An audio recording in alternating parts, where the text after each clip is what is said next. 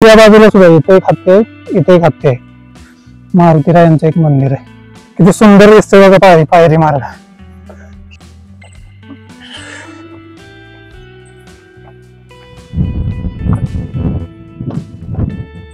शेवटपर्यंत बघा तुम्ही, कारण शेवटी आपण या गडाचं महात्म्य किंवा याची जी आख्यायिका आहे तर देवी कशी आली ते आपण सांगणार आहोत. कल्याणगड किंवा नांदगिरीचा किल्ला सुद्धा म्हणतात त्याला. खूप सारे मूर्ती सुद्धा कोरलेल्या दिसत आहेत बघा. मग ते देवी म्हणते पण माझी एक अट आहे की तू आज आपण आलो आहोत सातारा जिल्ह्यामधील कोरेगाव तालुक्यातील साखरगड या ठिकाणी.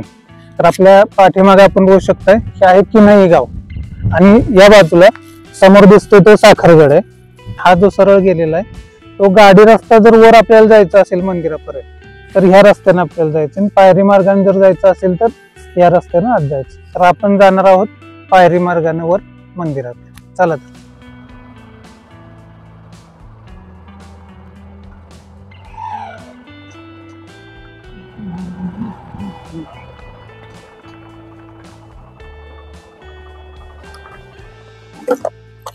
तर आता आपण आलो आहोत साखरगडाच्या पायथ्याशी. या ठिकाणी पार्किंग साठी जागा आहे, मोठी जागा आहे पार्किंग साठी. इथून हा आपला पायरी मार्ग चालू झालेला आहे.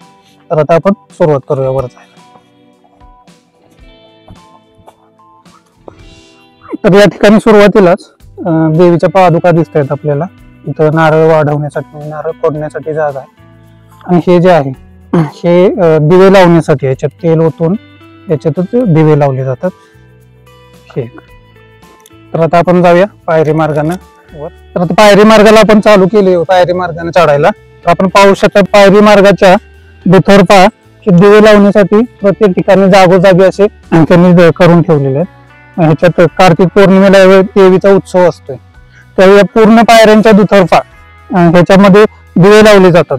तेल ओतून त्याच्यामध्ये मोठ्या वाती करून दिवे पेटवले जातात आणि पूर्ण गड रोषणाईने उजळून गेलेला असतो.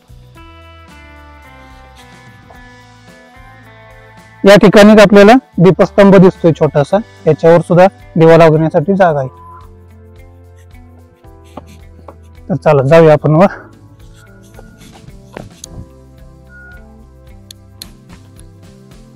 या ठिकाणी आपल्याला हत्तींची शिल्प पाहायला मिळतात बघा. इथे एक आहे, इथे एक आहे. तसंच या बाजूला सुद्धा इथे एक हत्ती आहे, इथे एक हत्ती आहे. हे सुद्धा ज्या पायरी मार्ग बांधला असेल त्याच वेळीची शिल्प असणार आहे. तर चला जाऊया वर. तर अंदाजे 300 ते 400 पायऱ्या इथं असू शकतात. जास्त काही नाही आहेत पायऱ्या. ज्याला सवय आहे त्याला काही अडचण नाही वर चढायला. आता श्रावण महिना चालू आहे, पाऊस उघडलेला आहे. आठवडा झाला पाऊस नाही आहे भागात आणि आपण त्यामुळे बाहेर पडलेलो आहोत. आता म्हटलं सुरुवात करूया अंबामातेच्या दर्शनापासून. माझ्यासोबत मनवा आली आज. इथं थोडा चढ आहे पायऱ्यांना, त्यामुळे थोडा दम लागते आपल्याला.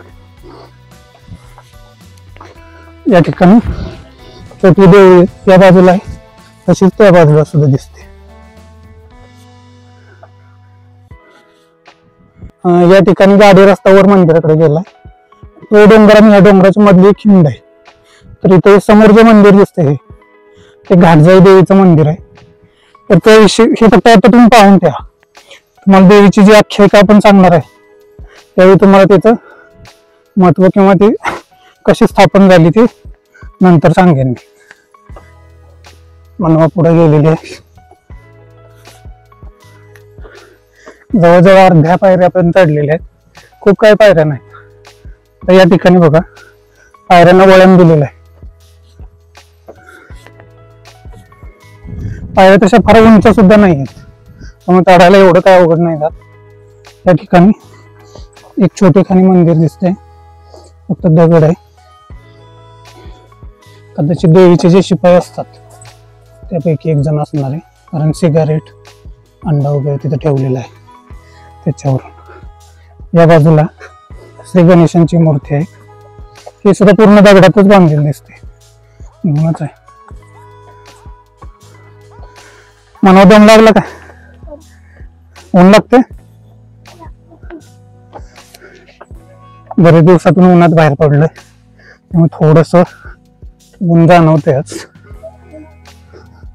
त्यात मला वाटलं पाऊस थोडा असेल म्हणून जर्किंग घातलं मी, तर त्यांना आणि गरम होते. तर या ठिकाणी मारुतीरायांचं एक मंदिर आहे. पायऱ्यांच्या भिंतीमध्येच आतमध्ये तयार केलेलं आहे. जाऊया वरती. किती सुंदर दिसतोय बघा पायरी मार्ग. ही जी मज्जा आहे ती गाडीनं वर जाण्यामध्ये नाहीये. त्यामुळे शक्यतो जे कोण वर येत आहेत त्यांनी पायरी मार्गाचाच वापर करावा. दम लागते ती गोष्ट वेगळी, पण सवय पाहिजेच याची सुद्धा. सीताफळ आलीत बघून.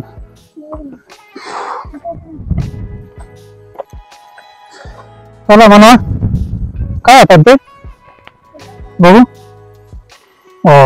म्हणून छोटासा बुके तयार केलाय. चला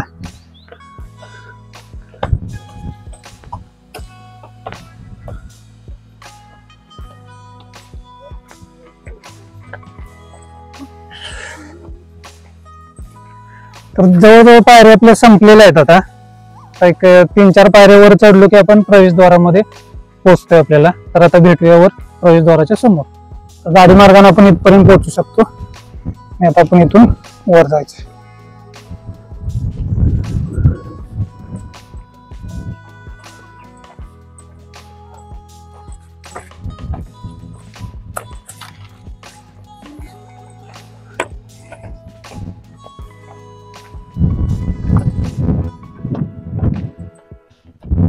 तर आता आपण गडाच्या दरवाज्यात पोहोचलेलो आहे. तर कृपया हा जो व्हिडिओ आहे आपला हा शेवटपर्यंत बघा तुम्ही, कारण शेवटी आपण या गडाचं महात्म्य किंवा याची जी आख्यायिका आहे तर देवी कशी आली ते आपण सांगणार आहोत. त्यामुळे आपण प्लीज व्हिडिओ हा शेवटपर्यंत पहा. तर आपण आता गडावर पोहोचलेलो आहे. आपल्याला समोर दिसते श्री साखरगड निवासिनी अंबाबाई देवीचं प्रवेशद्वार. वर नगरखाना दिसतोय आपल्याला. आणि असं म्हणतात की या प्रवेशद्वाराचा जीर्णोद्धार किंवा बांधकाम हे आमचे श्री पंत प्रतिनिधी जे आहेत संस्थानिक त्यांनी केलेलं आहे. भव्य दिव्य प्रवेशद्वार आहे बघा. या बाजूला एक छोटासा बुरुज आहे, तसंच या बाजूला एक छोटासा बुरुज आहे. दरवाजेच्या उंबऱ्यावरच एक मूर्ती कोरलेली दिसते आपल्याला. ही कशाची कुणाला जर कल्पना असेल तर प्लीज कमेंट मध्ये सांगा. या ठिकाणी कमळ पुष्प आहे, तसेच इथं आहे.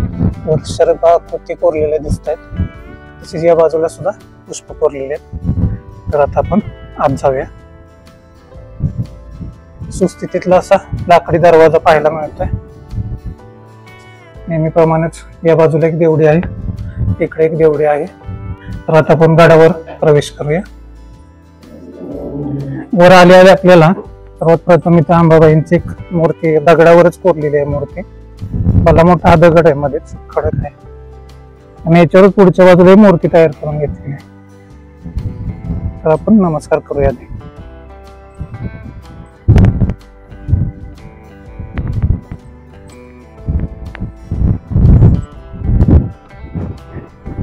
या बाजूला अशी तटबंदी पाहायला मिळते.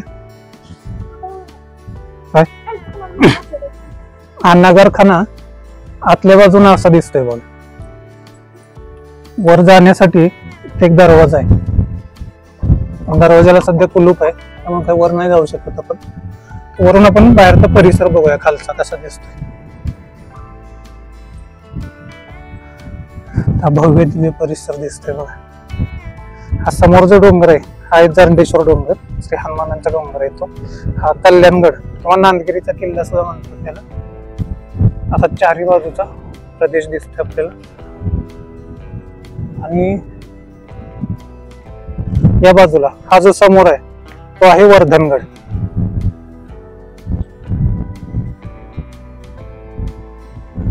दुसरी एक महत्वाची गोष्ट सांगायची आहे, जे पहिल्यांदाच या गडावर येत असतील देवीच्या दर्शनाला त्यांनी एक गोष्ट लक्षात ठेवायची. पूर्ण मंदिराच्या परिसरात असे कासवांच्या प्रतिकृती कोरलेल्या आहेत दगडांवर.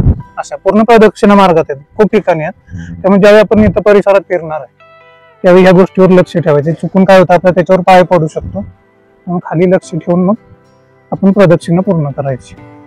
आधी आपण गड प्रदक्षिणा पूर्ण करूया आणि नंतर मग मंदिर दाखवतो तुम्हाला आतमध्ये. हे आहे मंदिर.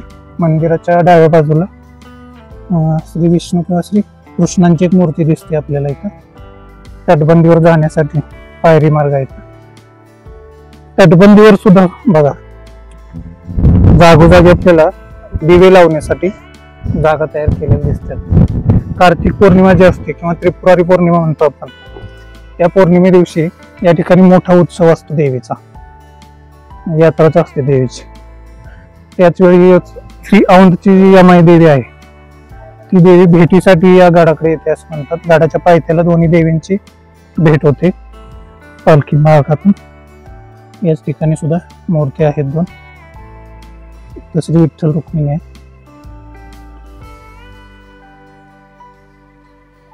या गडावरची सर्वात सुंदर गोष्टी तुम्हाला दाखवतो. ही आहे ती गोष्ट. खूप सुंदर अशी दीपमाळ आहे बघा. जे तुम्ही औंधला गेले असतील या माईच्या दर्शनाला, औंध मध्ये गावातलं जे मंदिर आहे जुनं मंदिर, त्या ठिकाणी सुद्धा अशाच सुंदर दीपमाळी आहेत बघा. खूप नक्षीकाम बघा किती सुंदर आहे याच्यावरच. लय भारी दिसते. जागोजागी अशा छोट्या मूर्ती सुद्धा आहेत कोरलेल्या या ठिकाणी इथं आहेत. अशा खूप छान अशा दोन दीपमाळी मंदिराच्या शेजारी सुद्धा आहेत. त्या दोन आहेत. त्याची सर्वात उंच दीपमाळ ही आहे. पुढे जाऊन अजून आपण बघूया आणखी काय काय पाहायला मिळतं. सर्वात शेवटी आपण मंदिर पाहणार आहोत. दीपमाळ पाहून आपण पुढे आलो. पुढे आल्यानंतर एक इथं छोटा दरवाजा नक्षीकाम दिसते बघा. खाली दरवाजा सध्या तो बंद अवस्थेत आहे बघा दरवाजा. या ठिकाणी एक मंदिर दिसते आतमध्ये. आता आत काय आपण जाऊ शकत नाही. इथं सुद्धा पायरी मार्ग एक मूर्ती कोरलेली आहे. ते कदाचित इथले जे पुजारी आहेत मंदिराचे, कदाचित त्यांचे निवासस्थान असू शकतं. आत राहायला आहेत ते, घर आहे त्यांचं.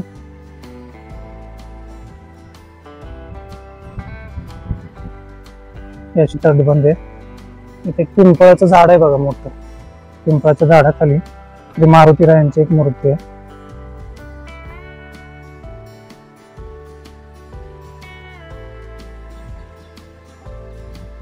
ते बघा या ठिकाणी असं कासव आहेत कोरलेली, तर त्याच्यावर सर्वांनी लक्ष ठेवायचे.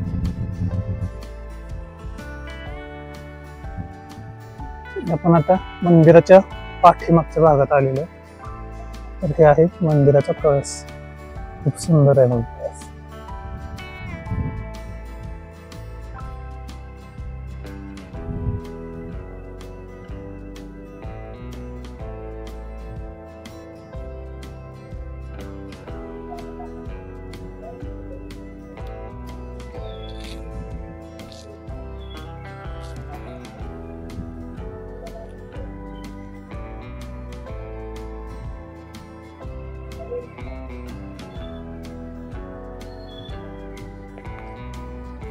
मंदिराच्या समोरच श्री नंदी महाराजांची एक मूर्ती आहे. मंदिराचा जो बाहेरचा सभा मंडप आहे पूर्ण लाकडामध्ये कोरलेला आहे.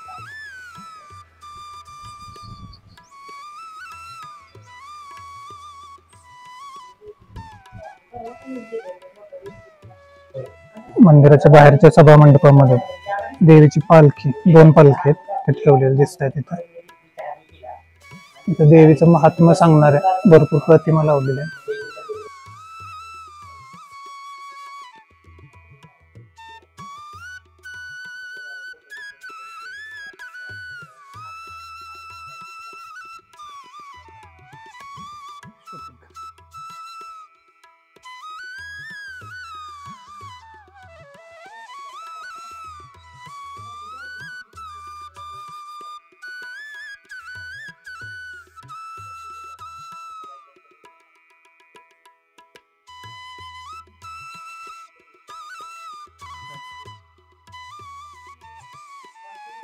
मंदिराच्या भिंतीवर खूप सारे मूर्ती सुद्धा कोरलेल्या दिसतात बघा.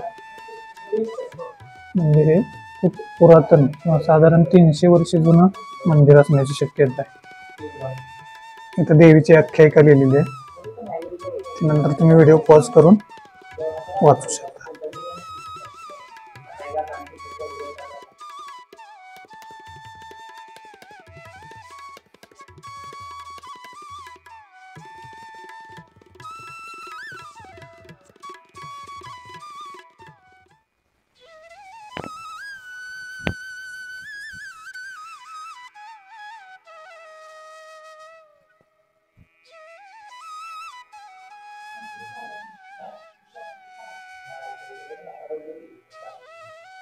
ही आहे श्री साखरगड निवासिनी श्री अंबाबाईंची मूर्ती खूप छान आणि सुंदर आहे. अतिशय शांत वातावरण आहे आतमध्ये, खूप सुंदर. पूर्णपणे दगडी बांधकामामध्ये मंदिराचं बांधकाम दगडामध्ये केलेले दिसते. पूर्ण अशी खांब आहेत.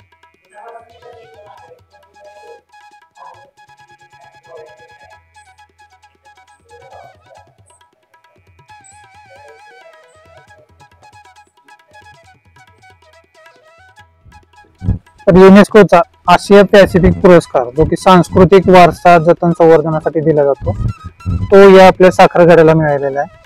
त्याचं जे जतन संवर्धन जे केलेलं आहे त्यासाठी युनेस्को तर्फे हा पुरस्कार दिला जातो. खूप सुंदर असा हा गड आहे. तर आता या देवस्थानची किंवा देवीची आख्यायिका एक आहे, किंवा इथं देवी कशी आली ते त्याबद्दल थोडक्यात सांगतो मी. तिथे शेजारी एक हिवरे गाव आहे. त्या हिवरे गावात एक त्र्यंबकपंत कुलकर्णी म्हणून होते. यमाई देवी, औंधची जी यमाई देवी आहे तिचे भक्त होते ते. तर ते दररोज घोड्यावरून तिच्या दर्शनाला जात असे. औंधला यमाई देवींच्या दर्शनाला जात होते. तर ते नित्यनेमान साधारण जवळजवळ 12 वर्ष ते एकटाच जात होते. कधी त्यांनी खंड पडला नव्हता. उन्हाळा, पावसाळा, हिवाळा कायम जात होते. तर असंच एकदा काय झालं, त्यांची पत्नी होती गरोदर. त्यावेळी मग आता ते म्हटलं तर कसं काय करायचं, खंड तर पडला नाही पाहिजे. देवीने पण त्यावेळी विचार असा केला की आपण आता या भक्ताची परीक्षा घ्यायची, बघू काय करतोय. मग त्या पंतांनी काय केलं, देवीच्या मंदिरात गेले औंधला. मंदिरात जाऊन देवी पुढे बसले आणि देवीलाच म्हटले, माझ्या घरची जरी अडचण असेल तरी मी काय माझ्या नित्यनियमामध्ये खंड पडून देणार नाही. आता माझ्या पत्नीचे जे समजा डिलिव्हरी असेल किंवा तिचा प्रसूती करायची असेल, ती जबाबदारी सगळी तुझीच आहे, ते देवीला म्हणा. आणि ते तिथेच बसून राहिले. आणि काही दिवसांनी मग ते घरी आले. तर मग घरी येऊन बघतात तर पत्नीची डिलिव्हरी म्हणा किंवा प्रसूती व्यवस्थित झालेली आहे. मूल आणि त्यांची पत्नी अगदी सुखरूप आहेत. मग ते आल्यावर विचारले की कसं काय हे बाबा, तुझी प्रसूती कोणी केली? मग पत्नी म्हणाली की त्या मावशी आहेत त्यांनी केली. तर ते कुठे आहेत त्या? तर ती म्हटली ते गेले दोन्ही भांडी, कपडे आणि भांडी घेऊन नदीकडे गेले धुवायला. नदी किंवा ओढा काय असेल तिकडे. तर मग हे पंत जे होते कुलकर्णी, तर ते गेले नदीकडे त्यांना बघायला. तर त्यांना नदीवर फक्त ते भांडे आणि कपडे फक्त दिसले. तिथे काही कोणी दिसून आलेलं नाही त्यांना. ते कोण मावशी होते ते ऍक्च्युअली ते देवीच होती, यमाई देवीच होती ती. देवीने त्यांच्या घरचं सगळं कार्य व्यवस्थित पूर्ण. मग ते पंतनी ओळखलं लगेच की आपल्या माघारी श्री यमाई देवी धावून आली आपल्या मूर्तीला, आणि त्यांनीच आपल्या घरचं सगळं कार्य उरकलेलं आहे. मग ते पुन्हा औंधला जातात. देवी पुढे म्हणतात की बाबा तू माझी लाज राखलीस किंवा मी इथं बसून राहिलो आणि तू माझ्या कुटुंबाची बायकोची एवढी काळजी घेतलीस. मग त्याच्यावर देवी प्रसन्न होते. देवी म्हटली मी पण तुझी परीक्षाच घेत होते. तर देवी म्हटली तू बाबा तुझ्या भक्तीने मी आता प्रसन्न झालेले, तर तुला आता काय पाहिजे ते मागतो मागणं. मग ते पंत म्हणतात की माझी अशी इच्छा आहे की तू माझ्या घरातल्या देवाऱ्यामध्ये येऊन वास करावास असं. तर मग देवी तयार होते येण्यासाठी. मग ते देवी म्हणते पण माझी एक अट आहे की तू पुढे आणि मी मागे येणार, फक्त तू घरी पोहोचेपर्यंत एकदाही मागं वळून पाहायचं नाही की मी येते किंवा नाही येत. तू शेवटपर्यंत जर घरापर्यंत तसंच गेलास तर मी तुझ्या घरी येणार. मग ते असेच आले औंधवरून येता. तर इथं खाली खिंड एक आहे समोरची, ह्या डोंगराच्या समोर एक छोटा डोंगर आहे, महादेवाचं मंदिर आहे त्या डोंगरावर. त्या डोंगराच्या आणि डोंगराच्या मध्ये एक खिंड आहे. त्या खिंडीपर्यंत देवी आली आणि ते पंत पुढं. तर काय झालं, त्यांना असं जाणवलं की आपल्या मागे देवी येत नाही किंवा वाटलं त्यांना मागं. म्हणून ते काय थांबतात आणि मागे वळून पाहतात. जसं मागे वळून पाहतात तसं देवी काय करतात, आता ह्यांनी आठ तर मोडली, त्यामुळे देवी तिथून अंतर्धान पावतात आणि तिथे एका शिळेचं रूप घेतात. तर ते ठिकाण कुठले, तर ते मी आपण व्हिडिओमध्ये सुरुवातीला पाहिलंच, पायऱ्यात चढून येताना तुम्हाला एक मंदिर मी दाखवलं, घाटजाई देवी मंदिर म्हणून. तर ते जे मंदिर आहे तिथे देवीचं मंदिर आहे की तिथे ती देवी अंतर्धान पावल्या आणि तिथे एका शिळेच्या रूपामध्ये त्या तिथे आहे. तर ते ठिकाण आहे. त्याच्यानंतर देवी परत जाते निघून औंधला. मग पुन्हा पंत नाराज होतात, त्र्यंबकपंत कुलकर्णी. ते पुन्हा जातात देवीकडे, देवीची क्षमा मागतात, हे करतात. मग देवी म्हणते आता असं कर, आता मी तर काही येऊ शकत नाही तुझ्या देवालयात, पण तुला एवढ्या लांब यावं लागू नये, भक्तीमध्ये खंड पडू नये, त्यासाठी तुला एक मी पर्याय सुचवते मार्ग, की तुझ्या गावाच्या शेजारी जो डोंगर आहे त्या डोंगरावर ज्या ठिकाणी गाय जाऊन ज्या ठिकाणी दुधाची धार आपोआप सोडेल त्या ठिकाणी माझा वास आहे असं समज. मग ते पंत येतात माघारी, मग गाय घेऊन जातात. मग तर इथे बघतात तर आता जिथं मूळ गाभारा आहे त्या ठिकाणी गाय येते ना आपोआप तिचा पाहणा फुटतो आणि दूध तिथं गळायला सुरुवात होते. मग त्या ठिकाणी मग हे त्यावेळी नंतर मंदिर बांधलं गेलं किंवा देवीचा वास इथंच आहे म्हणून. तर अशी ती आख्यायिका आहे देवीची. आणि हिलाच काही लोक यमाई देवी सुद्धा म्हणतात, कारण त्याच देवीचा वास आहे. काही जण म्हणतात यमाई देवीची बहीण आहे, आणि काही जण अंबाबाई सुद्धा म्हणतात. साखरगड निवासिनी अंबाबाई असं सुद्धा नाव आहे. देवीचीच रूप आहेत ती. तर जर कार्तिक पौर्णिमा जी असते आपली, त्यावेळी देवीचा मोठा उत्सव असतो. औंधवरून एक पालखी येते आणि ह्या देवीची पालखी खाली पायथ्याजवळ जाऊन त्या देवनी पालखींची भेट होते तिथं. तर अशी आख्यायिका. साधारण 300 वर्षापूर्वीचं हे मंदिर आहे, 300 ते 350 वर्षापूर्वीचं. आणि या मंदिराचं जे आता जतन संवर्धन केले त्यासाठी युनेस्कोचा आशिया पॅसिफिक पुरस्कार जो आहे जतन संवर्धनासाठी, तर तो पुरस्कार या मंदिराला मिळालेला आहे. तर अशा रीतीने खूप छान आणि सुंदर मंदिर आहे. तर सर्वांनी एकदा तरी अवश्य मंदिराला भेट द्यावी. साताऱ्यातून पाऊण तास ते 1 तास लागतो फक्त येण्यासाठी. तर हा व्हिडिओ आपण इथंच संपवतो. व्हिडिओ आवडला असेल तर व्हिडिओला लाईक करा, चॅनलला आपल्या सबस्क्राईब करा. धन्यवाद.